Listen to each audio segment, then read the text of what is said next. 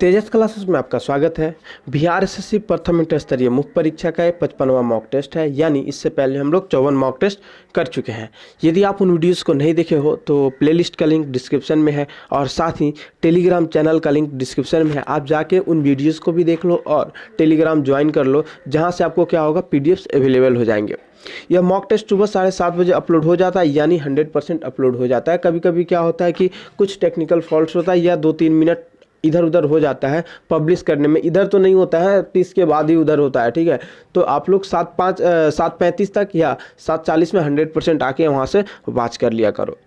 अभी हम लोग किरण का सेट स्टार्ट किए हैं। इससे पहले हम लोग 20 जो 53 किए, उसमें 20 आपका यूनिक पब्लिकेशन का, 17 प्लेटफॉर्म का और 14 स्पार्क का किए हैं। अभी 17 मॉक टेस्ट प्रीवियस ईयर मिला के है किरण का। अभी हम लोग किरण को देखेंगे। इसके पास एसएससी अड्डा और संदर्भ पब्लिकेशन जो भी अवेलेबल है, मैं उसको 100% कराऊंगा।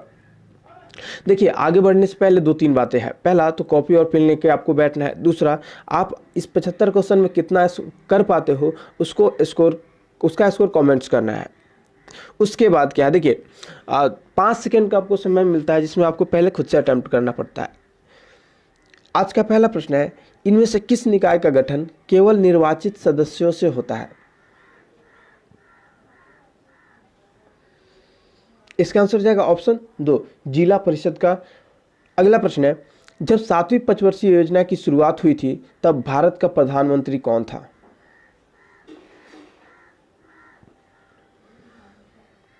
इसका आंसर जाएगा ऑप्शन 1, राजीव गांधी। देखिए, 7वीं पंचवर्षीय योजना का जो कार्यकाल था वो 85 से 90 का था। इसका जो नेतृत्व किए थे वो राजीव गांधी उस समय प्रधानमंत्री थे। इस योजना का उद्देश्य सामाजिक न्याय के माध्यम से बढ़ती आर्थिक उत्पादकता, खदानों के उत्पादन और रोजगार सृजन के क्षेत्र में विकास को स्थापित करना है। अगला प्रश्न है, भारत के राष्ट्रपति राज्यसभा में कितने सदस्यों को नामांकित कर सकते हैं?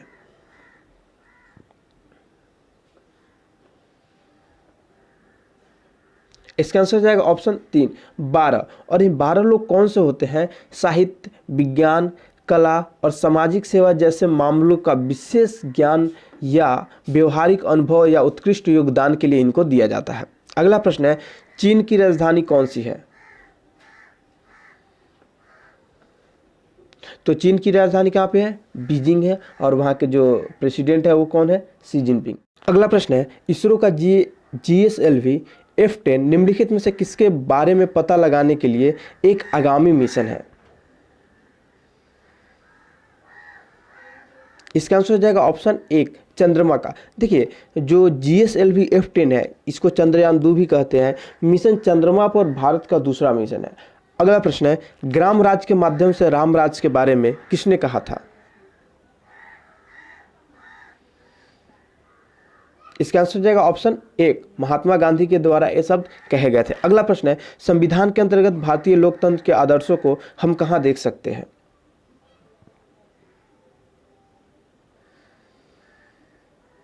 इसका आंसर हो जाएगा ऑप्शन 1, प्रस्तावना में। देखिए, भारतीय संविधान की प्रस्तावना में भारतीय संविधान का सार, अपेक्षाएं, उद्देश्य, उसका लक्ष्य तथा दर्शन प्रकट किया गया है। प्रस्तावना यह घोषणा करता है कि संविधान अपनी शक्ति सीधे जनता से प्राप्त करता है। यह बताती है कि संविधान जनता के लिए है तथा जनता ही अंतिम संप्रभु है। अगला प्रश्न है, भारत के नियंत्रक तथा महालेखा परीक्षक की नियुक्ति कौन करता है? इसका आंसर जाएगा ऑप्शन 2, राष्ट्रपति महोदय करते हैं। भारतीय संविधान के अनुच्छेद 148 में यह व्यक्त किया गया है कि भारत का एक नियंत्रक महालेखा परीक्षक होगा, जिसको राष्ट्रपति अपने हस्ताक्षर और मुद्रा सहित अधिपत्र द्वारा नियुक्त करेगा और उसे उसके पद से केवल उसी रीति से और उन्हीं आधारों पर हटाया जाएगा जिस रीति से और जिन आधारों पर उच्चतम न्यायालय के न्यायाधीशों को हटाया जाता है। चलिए, अभी आप यहाँ पे नियंत्रक महालेखा परीक्षक का देख लिए। आपको अटॉर्नी जनरल का आर्टिकल और उसके बारे में 1-2 लाइन आपको जरूर कमेंट करना है। अगला प्रश्न है, भारतीय संविधान का कौन सा अनुच्छेद राज्य सरकारों को ग्राम पंचायती के गठन का निर्देश देता है? इसका आंसर हो जाएगा ऑप्शन 3, अनुच्छेद 40। अगला प्रश्न है, भारत के महान्यायवादी को कहां पर सुनवाई करने का अधिकार है?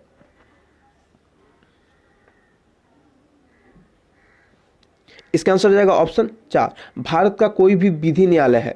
देखिए, भारत का जो न्यायवादी होता है जिसको अटॉर्नी जनरल बोलते हैं, भारत सरकार का मुख्य कानूनी सलाहकार तथा भारतीय उच्चतम न्यायालय में सरकार का प्रमुख वकील होता है। अपने कर्तव्य के निर्वहन के दौरान उसे देश के किसी भी न्यायालय में उपस्थित होने का अधिकार है, उसे संसद की कार्यवाही में भी भाग लेने का अधिकार है। हालांकि उसके पास मतदान का अधिकार नहीं होता है। क्यों? क्योंकि वो संसद का सदस्य नहीं होते हैं। अगला प्रश्न है, प्राचीन चोल साम्राज्य की राजधानी कहाँ पर थी?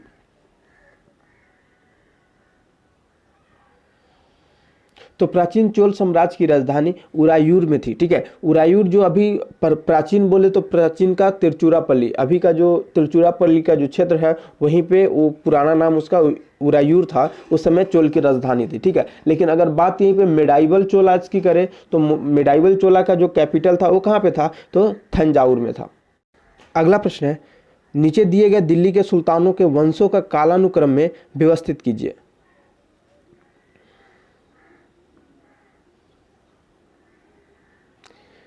देखिए, आप सब जानते हो एक ट्रिक, गुल खिले तो शायद लो। 1 नंबर पे गुलाम वंश, 2 नंबर पे खिलजी वंश, 3 नंबर पे तुगलक और 4 नंबर पे सैयद। क्या हो जाएगा? तो देखिए DABC यानी 4 1 3 2 4 1 4 1 2 3 4 1 4 1 2 3 ऑप्शन डी हो जाएगा। चलिए अगला प्रश्न है, भारत में डच का सबसे प्रारंभिक उपनिवेश कहाँ था? भारत में डच का सबसे प्रारंभिक उपनिवेश कहाँ था? अगर सिर्फ यहाँ पे डच का नहीं, आपको अगर मैक्सिमम चीज़ों का पता होता है तो बहुत अच्छी बात है, क्योंकि ये क्वेश्चन बार बार आपके एग्जाम में आते हैं।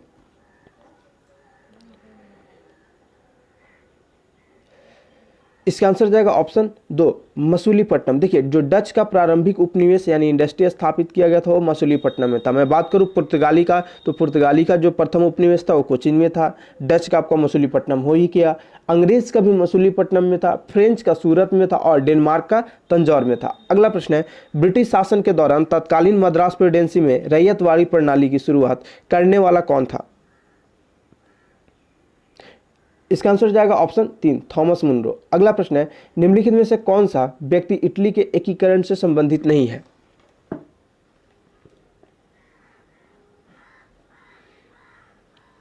इसका आंसर जाएगा ऑप्शन 3, मुसोलिनी। अगला प्रश्न है, ब्रीतर यानी ग्रेटर हिमालय का दूसरा नाम क्या है? इसका आंसर जाएगा ऑप्शन 1, हिमाद्री। अगला प्रश्न है, ज्वालामुखी के कप आकार मुख को क्या कहते हैं? इसका आंसर जाएगा ऑप्शन 3, क्रेटर बोलते हैं। अगला प्रश्न है, दक्षिण अमेरिका के शीतोष्ण घास स्थलों को क्या कहते हैं?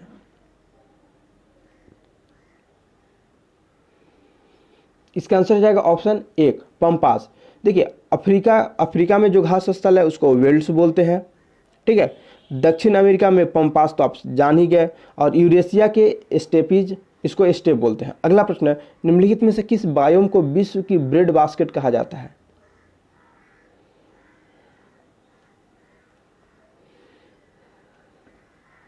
इसका आंसर हो जाएगा ऑप्शन 1, मध्य अक्षांश घास स्थल को। देखिए, मध्य अक्षांश के घास स्थल को विश्व के अनाज और पशुधन उत्पादन के संदर्भ में ब्रेड बास्केट कहा जाता है। वे दक्षिणी अमेरिका, उत्तरी अमेरिका, अफ्रीका और एशिया के मध्य अक्षांश में पाए जाते हैं।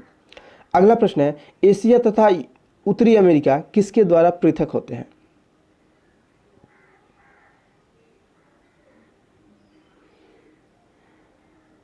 इसका आंसर हो जाएगा ऑप्शन 3, बोरिंग जलडमरू के। देखिए, बोरिंग जलडमरू के द्वारा उत्तरी अमेरिका और एशिया का जो रूस को पृथक किया जाता है। यह जलडमरू मड आर्कटिक सर्कल के दक्षिण में स्थित है। अगला प्रश्न है, पर्यावरण जागरूकता के अंग्रेजी अक्षर P से आरंभ होने वाले प्रसिद्ध 3 शब्द, यानी आपको 3P बताना है।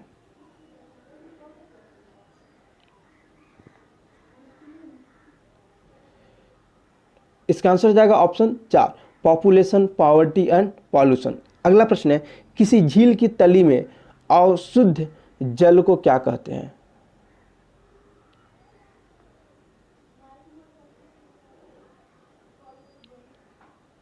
इसका आंसर हो जाएगा ऑप्शन 4, अधसर।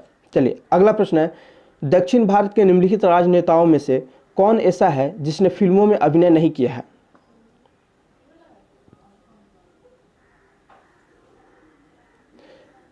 इसका आंसर हो जाएगा ऑप्शन एक CN अन्नादुराई। देखिए इनका जो पूरा नाम है कांजीवरम नटराजन अन्नादुरई, तमिलनाडु के लोकप्रिय नेता, अपने प्रदेश के प्रथम गैर कांग्रेसी मुख्यमंत्री एवं द्रविड़ मुनेत्र कड़गम दल के संस्थापक थे।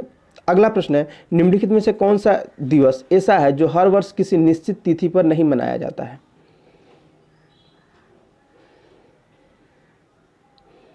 इसका आंसर हो जाएगा ऑप्शन 4 विश्व पर्यावरण हैबिटेट दिवस। देखिए विश्व पर्यावरण दिवस का बात बोले तो विश्व पर्यावरण दिवस आपको 5 जून को, अंतर्राष्ट्रीय महिला दिवस तो अंतर्राष्ट्रीय महिला दिवस आपको 8 मार्च को, और अंतर्राष्ट्रीय मित्रता दिवस जिसको मैत्री दिवस भी बोलते हैं यह 30 जुलाई को मनाया जाता है। अगला प्रश्न है, निम्नलिखित में से कौन सी उपन्यास भारत के स्वतंत्रता सेनानियों के लिए प्रेरणा का स्रोत बनी थी?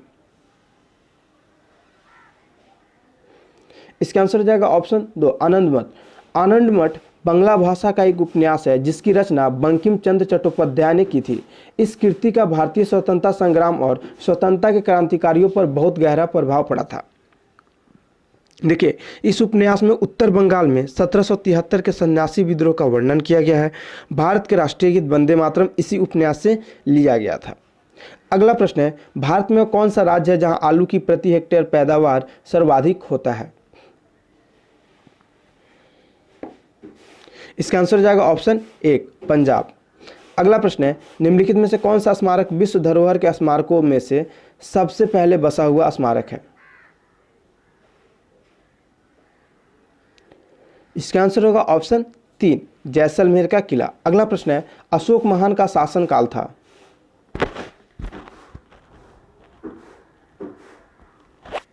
तो अशोक महान का शासनकाल आपको 273 से 222 ईसा पूर्व था। अगला प्रश्न है, खिलजी राजवंश का शासनकाल था?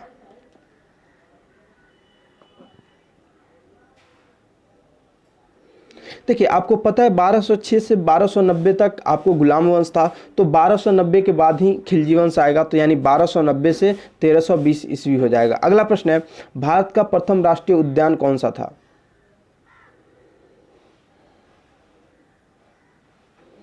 इसका आंसर हो जाएगा ऑप्शन 3 कॉर्बेट नेशनल पार्क यहाँ पे दिया हुआ है, लेकिन आपको जो पूरा नाम कहीं कहीं मिलेगा वो जिम कॉर्बेट नेशनल पार्क। देखिए हेली नेशनल पार्क के रूप में भारत के प्रथम राष्ट्रीय प्राणी उद्यान की स्थापना 1936 ईस्वी में की गई थी। वर्तमान में इस उद्यान को जिम कॉर्बेट राष्ट्रीय प्राणी उद्यान के रूप से जाना जाता है। और यह जो जिम कॉर्बेट नेशनल पार्क है ये कहाँ पे है? ये उत्तराखंड में। अगला प्रश्न है, चहलगानी या फोर्टी के रूप में विख्यात तुर्की सामंतों की शक्ति को भंग करने वाला प्रथम दिल्ली सुल्तान कौन था? इसका आंसर जाएगा ऑप्शन 4 बलबन। देखिए आप लोगों से कुछ बात करना है इस एग्जाम को लेकर के, एग्जाम की रणनीति हम लोग कैसे करेंगे, इस चैनल के माध्यम से कैसे करेंगे। तो यह वीडियो आपको रणनीति का वीडियो 12 बजे आएगा, यानी अगला स्टेप हमारा होगा कि हम क्या लेने वाले हैं।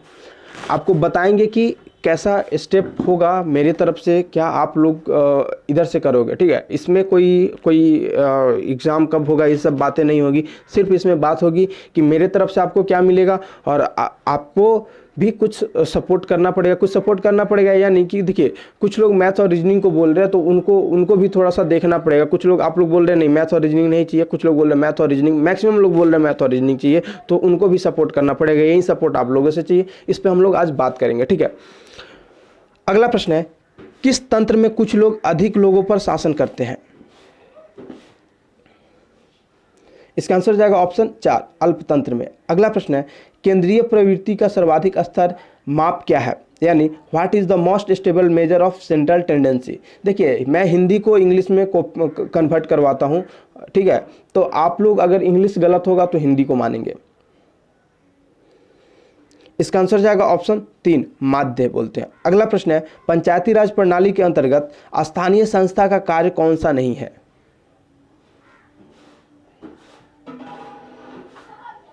इसका आंसर जाएगा ऑप्शन 3 कानून और व्यवस्था। चलो एक मेरा है कि इसमें से मैं देखा था ग्रुप में बहुत लोग इंग्लिश को लेकर के बोल रहे थे, तो मेरे दोस्त मैंने शुरू से अपने बचपन से पढ़ाई इंग्लिश में ही किया है, मुझे कोई प्रॉब्लम नहीं है, ठीक है, मुझे कोई प्रॉब्लम नहीं। आप लोगों में से मैक्सिमम आप लोग 1-2% होंगे जो इंग्लिश में एग्ज़ाम देने वाले होंगे, तो मैं बोल दूं, मेरे लिए कोई समस्या नहीं है।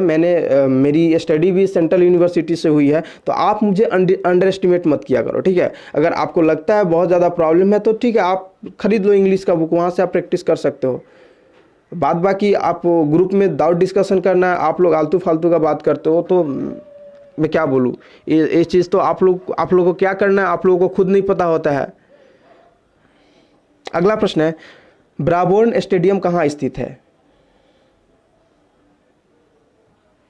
इसका आंसर हो जाएगा ऑप्शन 2, महाराष्ट्र में। देखिए, महाराष्ट्र के मुंबई में स्थित ब्राबोर्न स्टेडियम एक क्रिकेट ग्राउंड है। यह ground cricket club of India यानी सीसीआई के स्वामित्व में है। ब्राबोर्न स्टेडियम भारत का प्रथम अस्थायी खेल स्थल है। अगला प्रश्न है, दिल्ली सल्तनत का अंतिम वंश क्या था? इसका आंसर हो जाएगा ऑप्शन 1, लोधी वंश। देखिए, 1526 में क्या होता है, बाबर के साथ और लोधी वंश का जो अंतिम शासक था उनके बीच लड़ाई होता है, जिसको पानीपत का नाम दिया जाता है, और उसमें लोधी वंश का हार होता है और मुगल सल्तनत काल स्टार्ट हो जाता है। अगला प्रश्न है, अंतिम अपीलीय न्यायालय कौन सा है? इसका आंसर हो जाएगा ऑप्शन 3, उच्चतम न्यायालय यानी सुप्रीम कोर्ट ऑफ इंडिया। अगला प्रश्न है, द्वितीय विश्व युद्ध का प्रारंभ किस वर्ष में हुआ?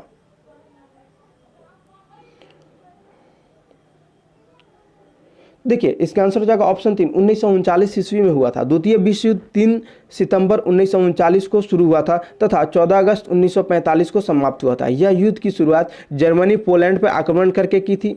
इस युद्ध में मित्र राष्ट्र इंग्लैंड, अमेरिका, फ्रांस और रूस थे, और धुरी जो राष्ट्र थे वो जर्मनी, इटली और जापान थे। इनको हराया गया था।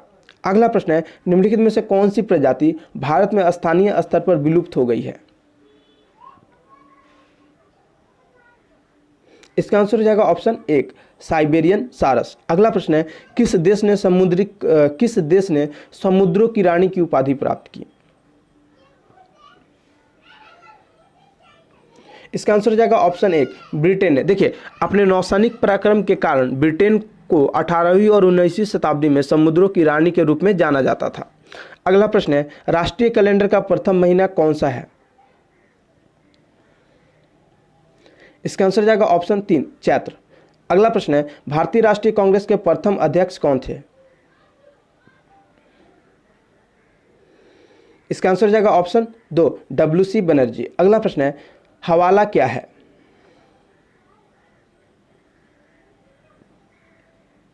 इसका आंसर हो जाएगा विदेशी मुद्रा का अवैध कारोबार ही हवाला है। अगला प्रश्न है, एक मरुधान में हमेशा होता है? इसका आंसर हो जाएगा ऑप्शन 2, जल हमेशा होता है। देखिए, मरुधान रेगिस्तान में वह स्थल है जहां पर्याप्त मात्रा में जल उपलब्ध होता है ताकि वनस्पति उग सके। अगला प्रश्न है, बिहार के किस नदी बांध के लिए पहली बार श्रमदान का प्रयोग हुआ तथा भारत सेवक समाज का गठन किया गया? इसका आंसर हो जाएगा ऑप्शन 2, कोसी। देखिए, बिहार के कोसी नदी बांध के लिए पहली बार श्रमदान का प्रयोग हुआ तथा भारत सेवक समाज का गठन किया गया था। अगला प्रश्न है, बिहार के निम्नलिखित नेताओं में से किसने भारत रत्न को मरणोपरांत जीता और उन्हें मैग्सेसे पुरस्कार से भी पुरस्कृत किया गया?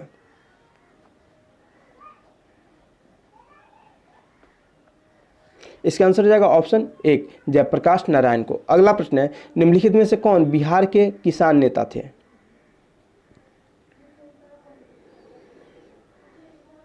इसका आंसर हो जाएगा ऑप्शन 2, कार्यानंद शर्मा। अगला प्रश्न है, सूची 2 में दिए गए संबंधित तथ्यों के साथ सूची 1 में दिए गए बिहार के कला और शिल्प का मिलान करें। आपको सूची 1 दिया है बिहार के कला और शिल्प, सूची 2 दिया है संबंधित तथ्य। ये संबंधित तथ्य होगा, संबंधित तथ्य। देखिए,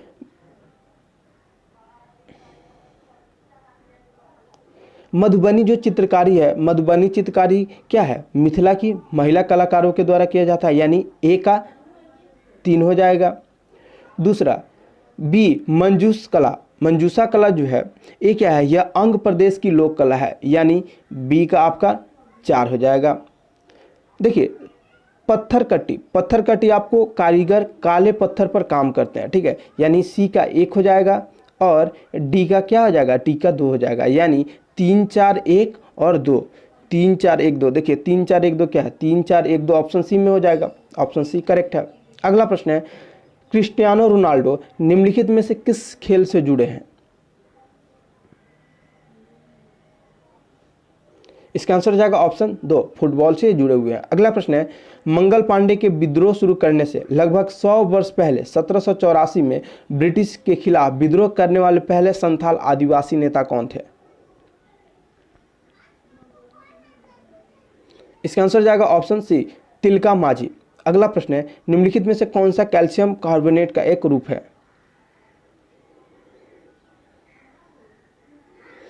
इसका आंसर हो जाएगा ऑप्शन 3, चुन्ना पत्थर। अगला प्रश्न है, ऑटो ग्रंथि के समान कामकाज के लिए आहार में निम्नलिखित में से किसका सेवन करना जरूरी है?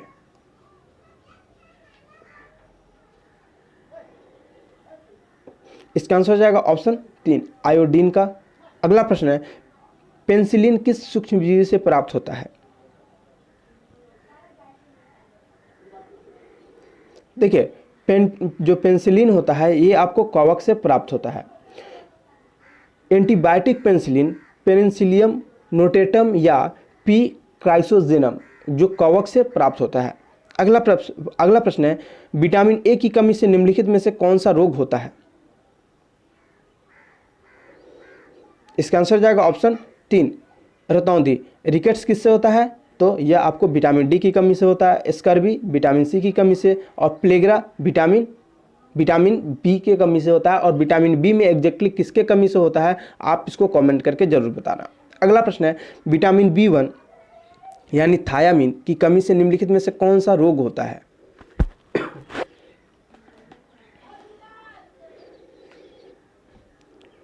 विटामिन B1 की कमी से क्या होता है? बेरी होता है, ये प्लेग्रा होगा, प्लेग्रा। हाँ, अगला प्रश्न है, प्रिज्म से गुजरने पर प्रकाश का कौन सा रंग सबसे अधिक विचलन दर्शाता है? इसका आंसर हो जाएगा ऑप्शन 3, बैगनी। अगला प्रश्न है, ट्रांसफार्मर के क्रोड के लिए सर्वोत्तम द्रव्य है? तो ट्रांसफार्मर के क्रोड के लिए जो सर्वोत्तम द्रव्य है वो है आपका नर्म लोहा। अगला प्रश्न है, दांतों की कठोर एनेमल परत क्या होती है? इसका आंसर जाएगा ऑप्शन 2, कैल्शियम फॉस्फेट। अगला प्रश्न है, कौन सा विटामिन प्रतिरक्षा प्रदान करता है?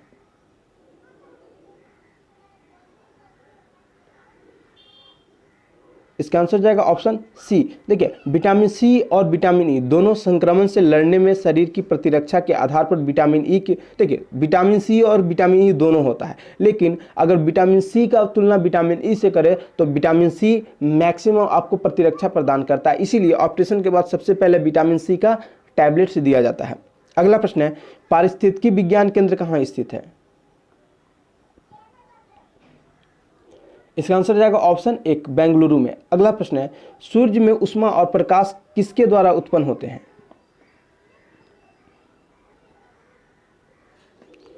इसका आंसर हो जाएगा ऑप्शन 2, न्यूक्लियर अभिक्रिया द्वारा। अगला प्रश्न है, जब गुरुत्वाकर्षण के प्रभाव के अधीन परावलयी पथ में जाने वाला विस्फोटक आवरण फटता है तो उसके अंशों का द्रव्यमान केंद्र किस ओर संचालित होता है?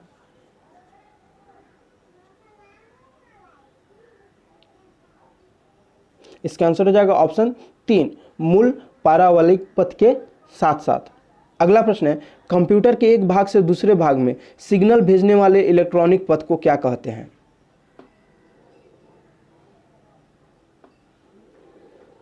इसका आंसर हो जाएगा ऑप्शन 3, बस, जिसको BUS भी बोलते हैं। अगला प्रश्न है, शराब पीकर गाड़ी चलाने वाले ड्राइवरों की जांच करने के लिए पुलिस द्वारा प्रयुक्त श्वास विश्लेषक किस रासायनिक आधार पर कार्य करता है? इसका आंसर जाएगा ऑप्शन 4, रिडॉक्स अभिक्रिया यानी रिडॉक्स रिएक्शन। शराब पीकर गाड़ी चलाने वाले ड्राइवरों के परीक्षण करने के लिए पुलिस प्रायः ब्रीथ एनालाइजर नामक उपकरण का प्रयोग करती है। अगला प्रश्न है, द्रव्यमान संख्या किसका योग्य है? तो द्रव्यमान संख्या क्या होता है? प्रोटॉन प्लस न्यूट्रॉन होता है। अगला प्रश्न है, हानिकारक परावैंगनिक किरणों से रक्षा करने वाली भूमि के चारों ओर उपस्थित ओजोन परत के क्षय का कारण कौन सी गैस है? इसका आंसर हो जाएगा ऑप्शन 1, क्लोरोफ्लोरोकार्बन। अगला प्रश्न है, साग सब्जी और फल हमारे आहार का हिस्सा होना चाहिए क्योंकि ये किसे बढ़ाते हैं?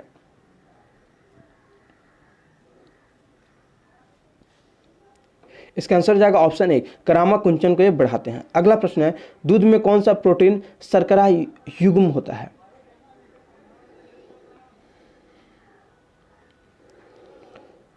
इसका आंसर हो जाएगा ऑप्शन 2, केसिन और लैक्टोज। अगला प्रश्न है, मलेरिया मादा एनोफिलीज से फैलता है, इसकी खोज किसने की थी?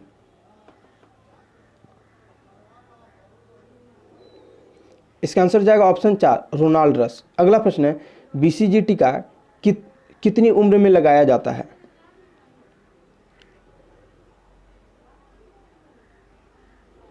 इसका आंसर हो जाएगा ऑप्शन 4, 15 दिन के भीतर। ठीक है, बीसीजी जो होता है टीका 15 दिन के भीतर, बच्चे के जन्म के 15 दिन के भीतर आपको लगाना पड़ता है। और बीसीजी का जो फुल फॉर्म होता है, आप में से मैं इस प्रश्न को 2-3 बार पूछा था, मैक्सिमम लोगों ने, मतलब मैं बोलूँ 100% लोगों ने सही इसका आंसर दिया था, बैसिलस कलमेटी गिवरिन। अगला प्रश्न है, प्लेग किससे फैलता है? तो प्लेग एक जीवाणु रोग है। अगला प्रश्न है, निम्न में से कौन से ग्रह के चारों ओर घूमने वाले उपग्रह नहीं है?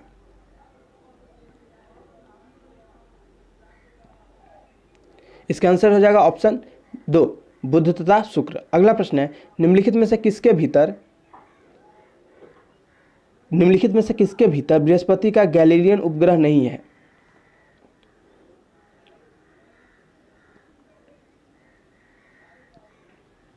देखिए, फाबोस और डिमोस किसका है? तो यह मंगल ग्रह के 2 उपग्रह है। तो आपको यहां से पता हो जाना चाहिए कि ऑप्शन 4 मेरा करेक्ट होगा। अगला प्रश्न है, भारतीय परमाणु विज्ञान के जनक किसे कहा जाता है? परमाणु हो जाएगा ये।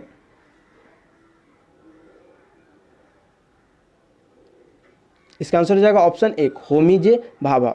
जो यस्टरडे यानी मॉक टेस्ट 54 का जो क्वेश्चन ऑफ द डे का आंसर था, प्रोग्रामिंग में कुछ कथनों के बार बार पुनरावृत्ति को प्रायः क्या कहते हैं?